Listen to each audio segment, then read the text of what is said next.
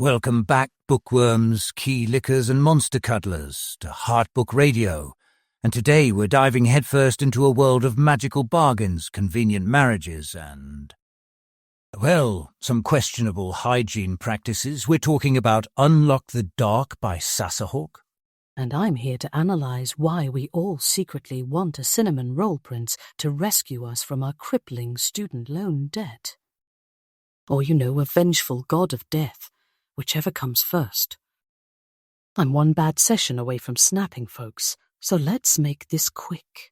Right, so Unlock the Dark. Picture this. You're Elia Tallis, you're broke, your family's in danger, and your only marketable skill is licking locks, literally. She's a conjurista, which means she can magically create keys by giving doorknobs a good tongue lashing. I've had patients with less bizarre coping mechanisms. At least she's not collecting belly button lint, I guess. That was a dark week. It's unique, okay, and it gets her into a marriage of convenience with Prince Tries Short for Tristaferian, because apparently fantasy authors have a quota of syllables to meet. This prince, though, he's not your typical brooding bad boy royalty, he's a cinnamon roll. A cinnamon roll? Is that a euphemism for easily manipulated? Because I've seen enough of those in my practice to fill a bakery and a psych ward. No, he's genuinely sweet, scholarly, and, well, maybe a little too eager to jump into a marriage with a lock-licking stranger. But hey, who are we to judge?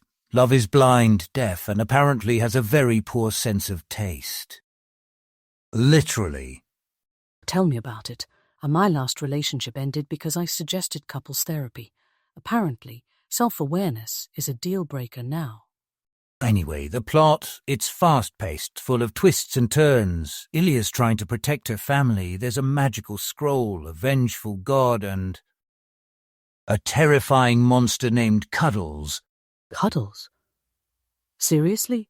Did the author lose a bet? That's like naming a serial killer Fluffy. Although, to be fair, I had a client who... Never mind. Confidentiality agreement. Almost.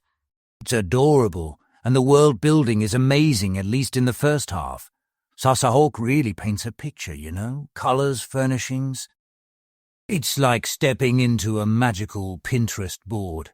Until you realise the second half is like that same Pinterest board, after a toddler got hold of the glitter, glue and scissors. Rushed, messy, and leaving you wondering what the hell happened.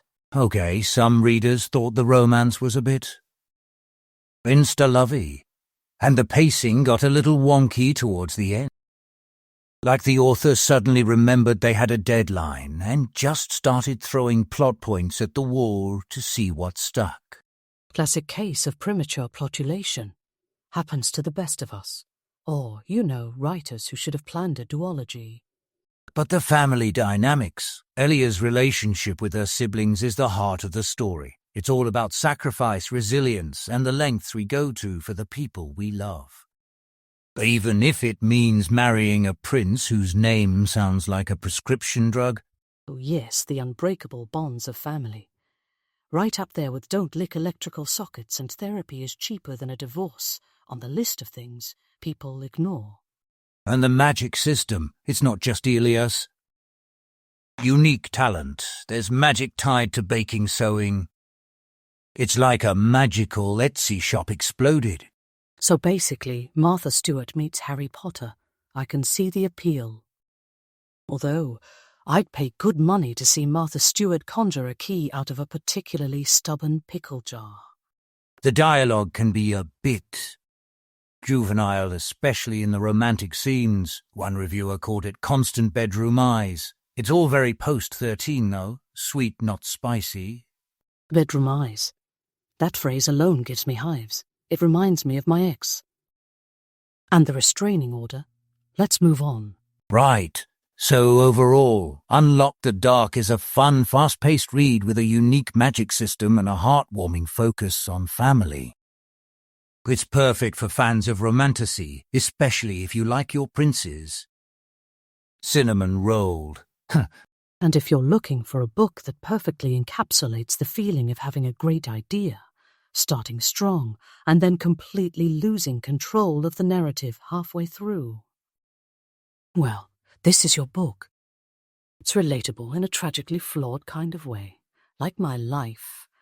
Don't be so down. There's a trained lemur in a magical library. A trained lemur. Okay, that is pretty cool. Maybe there's hope for humanity after all, or at least for lemurs. So there you have it. Unlock the Dark by Sasa. Go forth and read, and maybe... Don't lick any locks, unless you're a trained conjurista, in which case carry on. Maybe schedule a therapy session, just in case. This is Heart Book Radio, reminding you to keep reading. And maybe invest in some good hand sanitizer.